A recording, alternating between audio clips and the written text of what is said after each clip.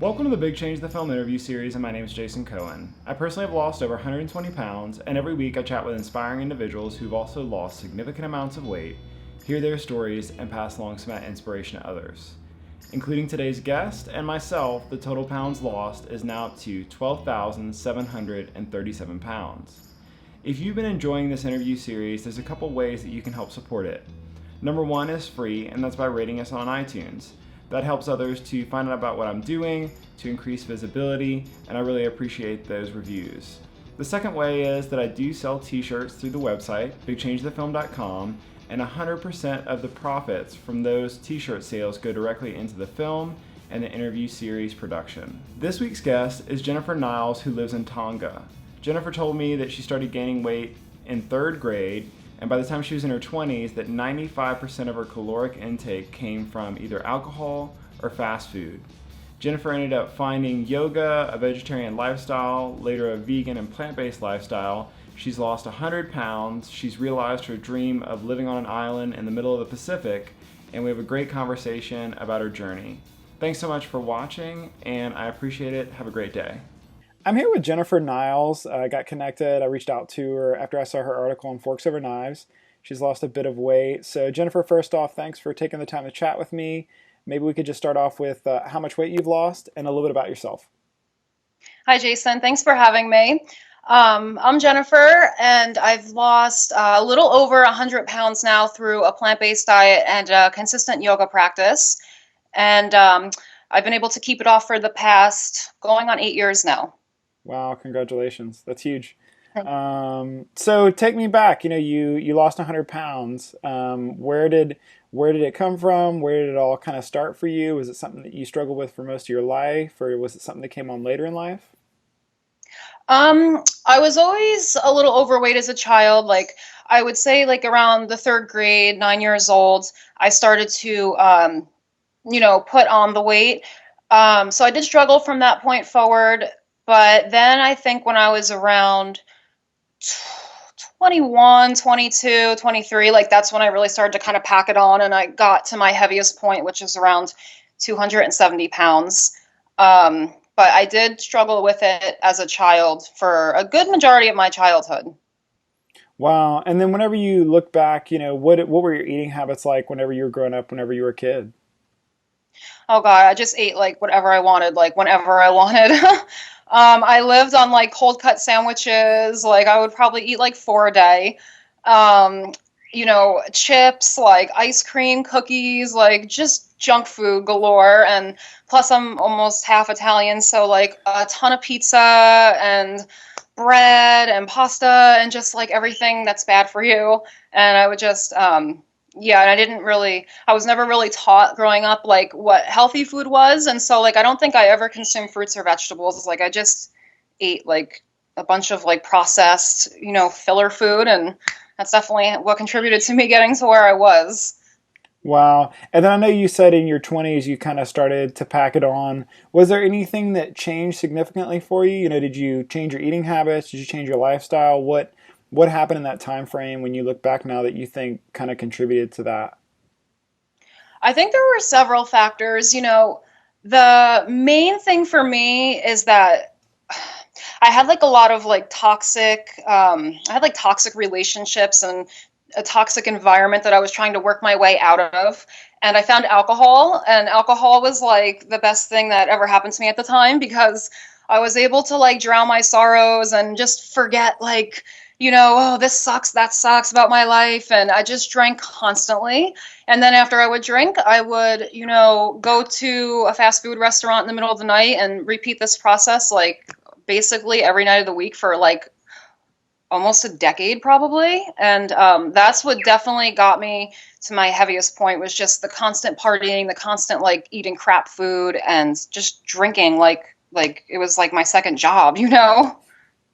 Wow. And then, yeah, I think in the article there was a quote that said 95% of my caloric intake consisted of cheese, fast food, and alcohol. Yeah, probably like 98%. Like, I don't remember eating much healthy during that time period. Sometimes I'd have like a salad for lunch and think, oh yeah, I'm on the right track, you know. But yeah, everything else I did just definitely counteracted like the horrible, horrible toxic things that I was just shoving into my body on a daily basis. Wow. And then give me, you were 270 pounds. What did your health look like at that point in time? Did you have anything that you knew that was wrong, or, had you seen any effects from the weight and the way that you were living on your actual health? Um, the first thing I noticed, like, I didn't really notice anything as far as health wise until I was really at my heaviest and like really like entrenched in the like bar scene and fast food scene and all that. And I started to experience like really extreme anxiety. And I just started having anxiety attacks like out of nowhere. And at first, like I told myself like, oh, I probably had like one too many shots tonight or something like that, because it usually happened when I was drinking. But then it started happening when I was sober. And I'm like, okay, it's not the alcohol's fault anymore. Like, I'm having anxiety attacks, and this is a whole new thing for me. And that's when it was like kind of like the stepping stone or the awakening point that made me realize, like, wow, like, I need to clean up my act. Like, I don't want to have to go on pills to be calm, you know? I need to, like, be healthy. And right now, I'm not. And that was the wake up call for me. That was the start of, like, the big change, you know? Yeah, I think I saw in the article, you at one point you were considering weight loss surgery, and then either you had a monthly prescription for Xanax or you were going to need to get one. Can you kind of talk me through all that? Sure. Well, the Xanax thing came first. Like, I was really scared that I was having anxiety attacks because it was something completely new to me, and so I went to like a psychiatrist. Like, I went to, for the first time in my life. Like, I made an appointment. I'm like, I'm gonna figure out what the heck is wrong with me, because this shouldn't be happening. I don't feel right. And I went to him 2 times, and I remember like he asked me like in the first question he asked me was like, okay, do you want me to ask you questions or do you want to just talk? And I remember saying, oh, I'll just talk, because I didn't want him to ask me too personal questions, and I don't know what, it was like my ego, but I just sat there for like an hour and just talked to this guy about like a stupid bad date I was on and just like nonsense. And then I went back a second time because I'm like, oh, maybe he'll ask some questions or something and get to the root of this. And the second interview, he's like, okay, listen, before we even talk, he's like, I want you to sit back in this chair. And he's like, and I want you to close your eyes and I want you to breathe. He's like, you just need to like, just relax and breathe, and I'll guide you through like a meditation of sorts. And so I'm thinking, this guy is so kooky. Like, I'm not coming back to him. I'm not going to pay someone to tell me to breathe. So I never went back to him. But after that point, so I didn't get the prescription to Xanax, obviously, because I'm like, no, if breathing's the answer, maybe I'll just try it on my own. And so I got really serious about yoga at that point, and meditation at that point, and I took it into my own hands, so I never had to go on Xanax. And luckily, the natural remedy like really made a huge impact on the anxiety that I was feeling. But then after that, like, I still wasn't losing weight. Like, even though I was vegetarian then, like newly vegetarian, even though I was practicing yoga like a few times a week, like, I was not losing weight. And I'm like, what is wrong with my body? Like, but, I know now it's because I was still drinking constantly and eating fast food constantly. But so I went to a weight loss doctor, and I was hoping to get liposuction because I figured, oh, people on 90210 do it, or Dr. 90210 do it, and they have like such amazing results, and I can do that. So I went to this weight loss doctor, and he's like, listen, like, you're like almost 100 pounds overweight. Like, I can't give you liposuction. You're not going to have noticeable results. He's like, if you lost like 40 pounds and came back to me, like, I can maybe do something for you. But he's like, you really just need to lose some of this weight on your own. Like, I was right on that borderline where I couldn't do liposuction, and I wasn't like quite heavy enough for gastric bypass, although he would have given it to me probably if I shown some interest in it. But I was like, no, like, I couldn't admit to myself like that I was that overweight that I would like need such a serious surgery as gastric bypass, so that was like the ultimate like point where I'm like, okay, I'm gonna like consider cleaning up my lifestyle now, because obviously like I can't just lose weight through a procedure like liposuction. And so I just took it into my own hands after that and just cleaned up my life, cleaned up my act. Yeah, and I certainly want to get into that, but I'm just thinking, you told me you've been able to keep the weight off for 8 years. You don't look terribly old now. So, give me an idea where you're at in life, because I'm thinking you've got to be pretty young. You're looking at a monthly prescription of Xanax. You're considering weight loss stuff. You're having extreme anxiety. It strikes me that at the time you probably weren't too old. No, I'm 33 now, and at the time that I was going through this, I was around like 25 to like 26. So yeah, I was in my mid 20s when this was happening. I was pretty young, to be going through that, I guess. Wow. And then, you've been through both sides of it. It sounds like you were kind of bigger for a bit of your life, at least adult life. But, what is life like for you at 270 pounds? Because, I mean, there's some, burdensome aspects of being that heavy that, for somebody who maybe hasn't experienced it, or maybe even hasn't experienced it at that age, for them, they might not even know what that's like.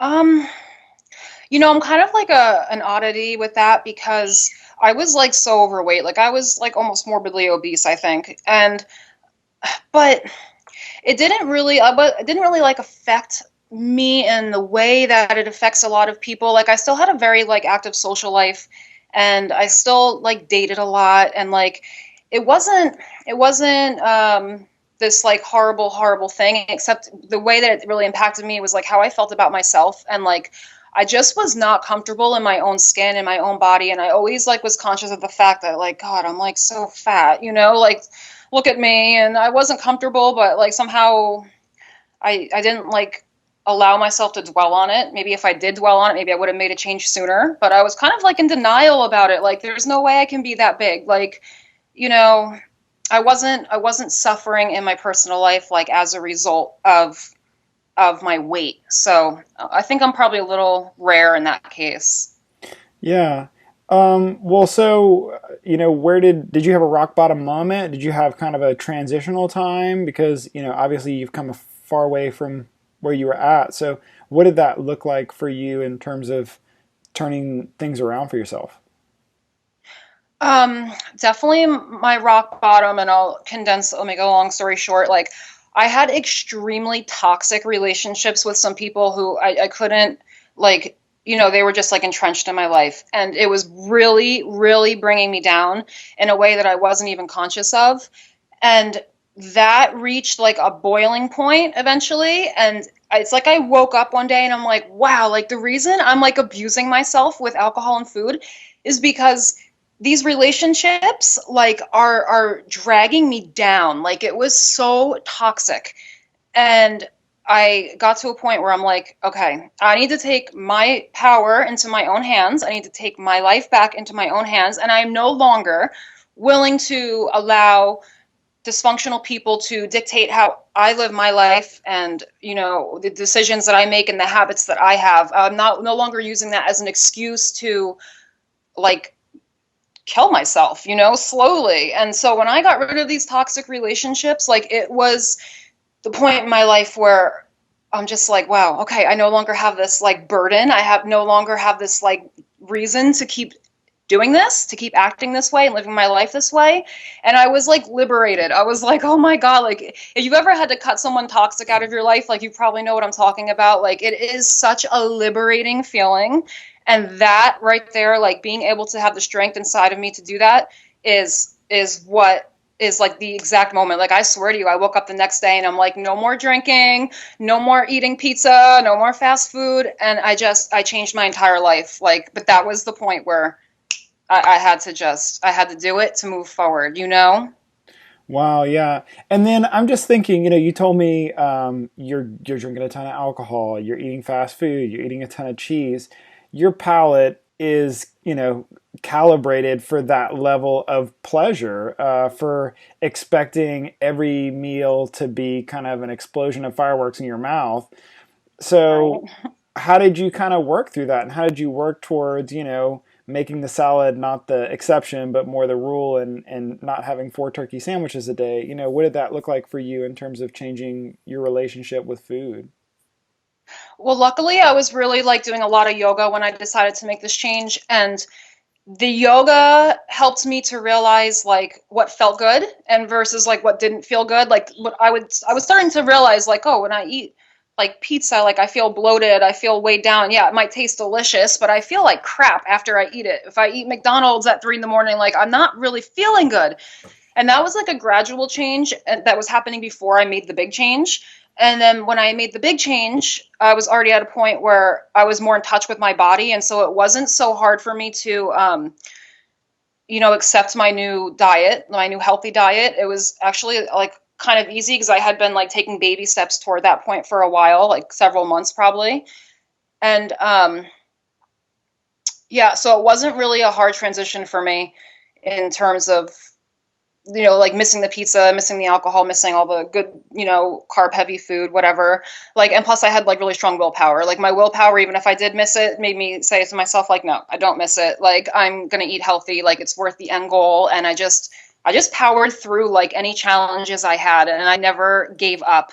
And also one thing that did help too, though, is because, sometimes you just want to indulge a little bit. Like once a month when I was on like my very strict diet, like I made sure to have a cheat day once a month, and on that cheat day I would let myself have a pizza. I'd let myself eat kind of like whatever I wanted as long as it was vegetarian. And so that helped, also knowing like that, okay, if I want to eat something bad, if I'm craving something bad, just like wait a couple weeks till your cheat day comes up, and then you can splurge a little bit and then get back to normal. So cheat days help. I think it helped me at least. And then I'm just thinking, and I don't want to bash it or anybody, because obviously everybody kind of makes their own decisions and has their own relationship with it. But it sounds like alcohol had such a firm grip on you. How did you kind of tackle that moving forward? I'm thinking you potentially had such a void in your life, avoiding calories, a void in how you would spend your evenings, all that kind of stuff. Where did things go from there in terms of alcohol? When I made the big change, I just stopped drinking. I just stopped drinking completely. One day I woke up and I said, no more. I stopped going to the bars. I stopped going out. I became a hermit. I did yoga at home every single night after work. Like, I'm an all or nothing person. And I decided at that point, like, no more. And I didn't look back. Like, I just cut it out and stayed strong. And yeah, I became a hermit, because no one around me was, like, on this path that I was on, and like I couldn't relate to anybody, and all my friends were still very entrenched in the bar scene and all that. So I just found my inner strength and just stuck with it, basically. Wow. And then you talk a bit about yoga. How did that kind of enter your life? Like where did that come from? So I was really blessed because I've always like been blessed to work with people who are older than me, and people I could learn from. Like I was always the youngest person in like every office I ever worked in. And so I worked with this lady at the time. She was so awesome. Like she was, I don't know, 10 years older than me or something, like a young mom and all that. And we sat next to each other. So we would get personal. We would talk about things. And it turns out like in her past life, she was a yoga instructor, and in her current life, when I knew her, she was a vegetarian, and she was like the first person I met that was like vegetarian and into yoga, and like it kind of like opened something in my mind, and I'm like, oh, I never tried it, I never even thought twice about it, I never considered it. Like it was like a new thing to me when I met her, and she would talk to me about this. So I guess it just kind of like clicked something in my mind. I started researching it, and I was like, oh, I'll try it, and I just signed up for like my first yoga class after work one night. And I went to the studio at like 6 p.m. and all I had drank that day was like black coffee, like 2 pots of it to myself probably. I was like totally a coffee junkie.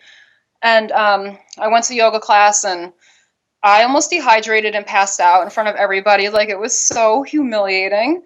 And I said to myself, like, when I left, I'm like, oh, I love this feeling I'm getting. Like, I feel so good after leaving this yoga class, but I just, like, my ego was too big to ever go back to a studio after that, at least for several years. And so I just, like, took my practice and turned it into a home practice and did it in my bedroom with my door closed, and I had my cat with me, and I just, like, worked through it, and eventually I got better, but... Yeah, so she turned it on. She opened up this new world to me without even knowing it, and I'm still grateful to her to this day because she was the first yogi I've ever met, and so that was cool. That's great. And then just for some context, what size were you at when you first started doing yoga? I was a size 18 to 20, like I back and forth depending on the brand, but mostly an 18 And in most brands. I guess by size, I mean like weight wise. Like, what were you weighing when you first started? Oh, I was at my heaviest. I was 270. Like couldn't even touch my toes. I was so big, I was like at my heaviest then. Wow. I mean, that's brave of you, to go into a class at that big, doing something you've never done before. Like I know that other people I've talked to have said, it's yoga can sometimes be a little intimidating because you think of like skinny girls in yoga pants and guys with their shirts off, and then you're walking in and you, like you said, you can't touch your toes and everything's kind of awkward and they're saying weird names. And so I Yeah. mean, it's impressive just that at that size that you were willing to put yourself out there. I didn't know what I was in for. I didn't know all that before I did it. I just signed up. I told my roommate, like, come with me. I talked her into coming with me. I'm like, let's just go try yoga. We had no idea what we were getting into. And she did so much better than me, even though she was like also drinking all the time with me and everything. Like she did so much better, but I was just a mess. It was bad. And what was it, obviously, regardless of your first experience of almost dehydrating and everything else, you decided to stick with it. And obviously, it plays a huge part of your life all the way up to today. What is it about yoga that was different for you, that felt different, that developed differently? Like, what was it looking back that's, made it stick and made it become such a big part of your life? I think that feeling I had when I was driving home from the studio that night, like, although I did like terribly and totally humiliated myself and my ego took like a huge beating that night, like I was driving home and I remember feeling like I was like floating on a cloud. Like I had such a calm, like blissful feeling, and I had never experienced like an inner high like that. Like usually it was because of drugs that I would feel a high, but this was like a natural high, and I was like, oh my God, like I want to feel this again. Like maybe don't need drugs to be high, like, and it was that feeling. Like I remember being stuck at a red light on the way home, and I remember feeling like, like this is amazing. Like I just loved that post yoga high, and that is what kept me going back and buying a DVD. I should say, not going back, because I did not go back to that studio ever again. But it made me buy the DVD, and it made me keep practicing because I wanted to keep feeling that post yoga high. Like I was like addicted to it. It was amazing. And then, I know your anxiety was huge before. How is that now? How did that develop over time? It's not really a thing now. Like, of course, I get anxious. Like, I was anxious to do this interview. I was like, oh my God, what's this guy going to ask me? Like natural, like anxiety. But I have not had an anxiety attack in years. Like, I would never, ever go to a therapist and think like, oh, I really need like Xanax or something. Like, it's like faded. Like, I don't feel that way anymore. Like, it's a thing of the past. Yoga has helped me so much to find like an inner balance and an inner calmness and inner strength, which I did not have before I started practicing. So it's a thing of the past, besides little things here and there that would probably stress like a normal person out. And how long did it take you to take the weight off? It was it was pretty quick. Like the first year, because I went all out. Like when I made the decision to do it, I did not turn back. So the first year, actually less than the first year, like the first 8 months, I lost like 70 pounds. And then after that, like I'm still losing weight now. Like it's not at a rapid pace like it was, but like after that, I was probably averaging like a couple pounds a month. And now I'm losing like maybe a pound every 3 months or something. Like I'm really more toning up now than anything. But the first a little bit less than a year was really the time when like most of it came off. And then when I went vegan, which was a few years ago, because I was vegetarian the whole time, I lost the bulk of the weight. When I went vegan, that's when I lost like the other, like a bulk of the other like 30, give or take, pounds that now I've lost over 100 pounds. And the last like 30 was due to going vegan. And that was more recently. That was 3 years ago. So it's been like besides the first year, like a steady loss. So, I'm curious, you didn't mention this before, but I don't think it's a secret that you live kind of in the middle of nowhere. Yeah. And so, maybe you could just talk about where you live. And I'm just curious because, for some people, access to food, access to resources, things like that can sometimes be tough. You're quite literally on an island onto your own. And obviously you're able to make this work. So, can you talk about where you live a little bit, and then, how you kind of have worked through and towards, what food looks like for you these days? So I live in Tonga, which is like a very small country, which consists of several island groups. And the specific island that I live on is more or less a remote island. Like there's no other houses on the island that I'm on. Like we are about 20-minute boat ride to civilization. And so, I hear so many people like, oh, being vegan's so hard and so restrictive. And I'm like, listen, try doing it in a country like this and I still do it because, we don't have like normal or standard mainstream like fruits and vegetables here. Like for fruits, like basically like all we have is like bananas, like plenty of fresh coconut, which is awesome. Like we do our own on the island and grate it, and it's so good. So yeah, we have bananas, coconut, we have pawpaw. When pineapple's in season, we have pineapple. But other than that, there's like no other fruits here. So fruit is like very limited. It's not like back home where you have like berries and all this delicious stuff that, oh God, I would like pay good money for right now. But it's restrictive. But I still do it. And vegetables, also the same thing. Like basically I live on potatoes. Like I'm high carb vegan. So I live on potatoes. I live on rice. A ton of vegetables, and it's not like, back home you can go into a supermarket. There's no supermarkets here, by the way, like zero. We do not have supermarkets. So you just go to the main fresh fruit and vegetable market. Then you have some, like little corner store type things, but you cannot go into a supermarket here, and you cannot buy things like tempeh and, all these meatless substitutes that I used to use back home and that people do.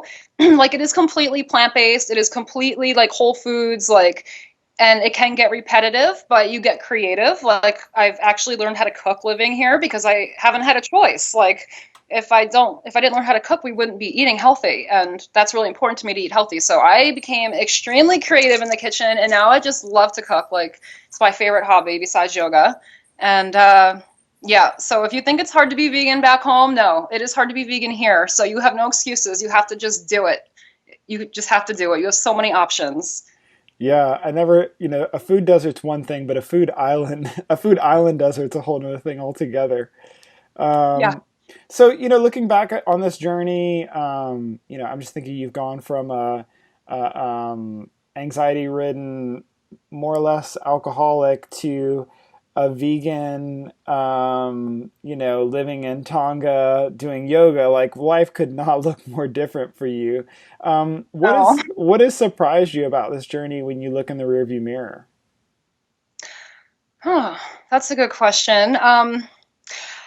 I don't think there's been like many surprises, and I'll tell you why. It's because like I've always believed in the law of attraction, and I manifested this life. Like, I'm not kidding. Like, when I was like at my heaviest and at my unhealthiest, like I had this vision board that I made and I hung up in my bedroom at the time. And it just was like full of pictures of like tropical islands and like thin yogis and all these things that I wanted in my life that I just couldn't seem to get. And I just like meditated on this vision board for like 5 years, and I refused to give up on this dream. And I just knew like that's what I want my life to look like. And so I'm not surprised that I'm here because I knew I'd be here. Like I manifested this, and it's not surprising to me at all. Like I knew this was coming. I did. That's great. What advice do you give somebody who's on day one, who's, maybe where you were at your lowest, unhealthy, poor, eating decisions, lifestyle decisions, but are wanting something better for themselves? What advice do you give that person?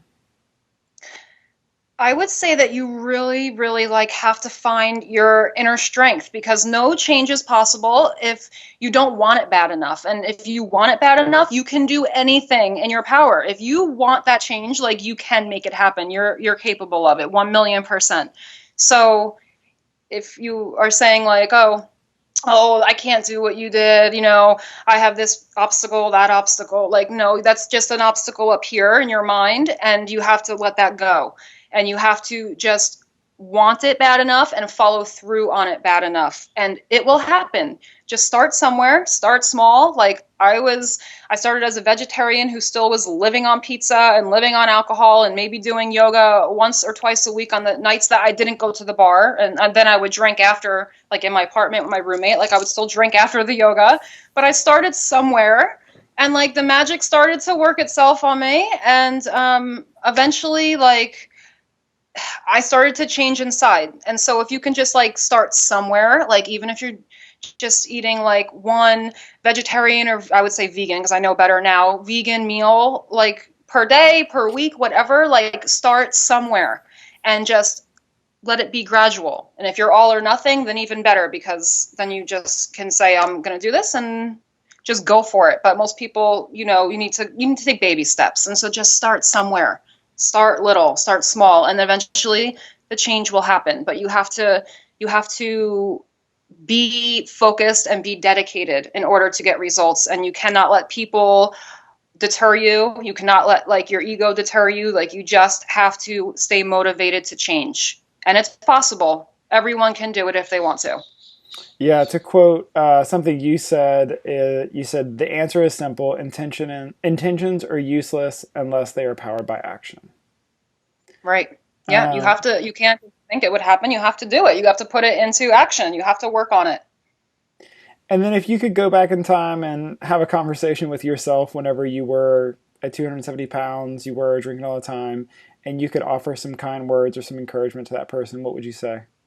I think, okay, see, I don't really have regrets in life. Like, although I went through like craziness and it was like a long, hard journey for me, like I don't have regrets. I feel like everything happened for a reason. And if it didn't happen, I wouldn't be where I am right now. And I'm happy with where I am right now. So if I could go back and talk to my former self, I would say like, okay, maybe ease up on the drunk driving because that's not so good to do. But things are going to change. Like you'll get your dream come true. Like you'll lose your weight. Things will work out. And I would tell myself not to worry as much because everything on that path was destined for me. Like I had to go through what I went through. I had to learn it the hard way because I'm very stubborn. And if it didn't happen, I wouldn't have. So I would tell myself to just hang on and cut back with the drunk driving because that was terrible and I should have never have done that. Fair enough. And then, before I ask you, I'll get you to give me some information about yourself. But I'm just thinking for some people who are hearing this, they haven't tried yoga. Obviously, it's been a huge part of your life, your journey. Where would you recommend somebody get started? If they're kind of in the beginning, they're curious about it, they want to find out more. Knowing what you know now, doing all the research and all the time you spent on it, where would you recommend somebody would kind of get started down that path? I would say, and I'd be a hypocrite to tell somebody this, but honestly, I would tell someone to get started in a studio like I tried to do, but then I just was too embarrassed to go back after my like epic failure. But I would tell somebody like, go to a studio where there is an instructor who's certified and can help you with alignment, because if you're not in proper alignment, like and you're brand new to this, you could really hurt yourself. And I've seen it happen, and I've had it happen to myself because I was practicing at home and I was just trying to follow a DVD, but I worked past it. But anyway, go to a studio. If you don't feel comfortable in a studio, like I didn't for a while, I would say get like a really like simple like beginner's DVD and practice at home. Like the one that I was doing for twice a week or whatever for the first 6 months or so was can I give like recommendations of of course, DVDs sure. on this? Absolutely. Okay, so it was a really easy one and great one. Well, it wasn't easy. I shouldn't say that because it wasn't easy for me until a while, but it's great for a beginner. It's Suzanne Deason, Yoga Conditioning for Weight Loss, I believe is the title of the DVD. And like it was like 40 minutes if I remember correctly, and it was really gentle yoga moves, like some forward folds, like triangle pose. Not that that might mean anything to someone who's brand new, but gentle introductory poses, and I think it's really doable for like most beginners, all beginners, and just do what you can. If you don't want to go to a studio, just do what you can, practice it, and eventually your body opens up and you become it becomes easier for you. But it's always a practice. Like, it's still a practice for me. That's why they say a yoga practice. Like, you'll never get proficient. You'll never be an expert. Like, it's not a competition. It's a journey into yourself, and you have to start somewhere. So start wherever you're comfortable, preferably within a studio with a certified instructor. Great. Appreciate those recommendations. And then lastly, where can people connect with you? I think if I'm not mistaken, I see that, you've got a couple books. Maybe talk about that a little bit. And, what's the best way for people to find out more about you and everything you have going on with that?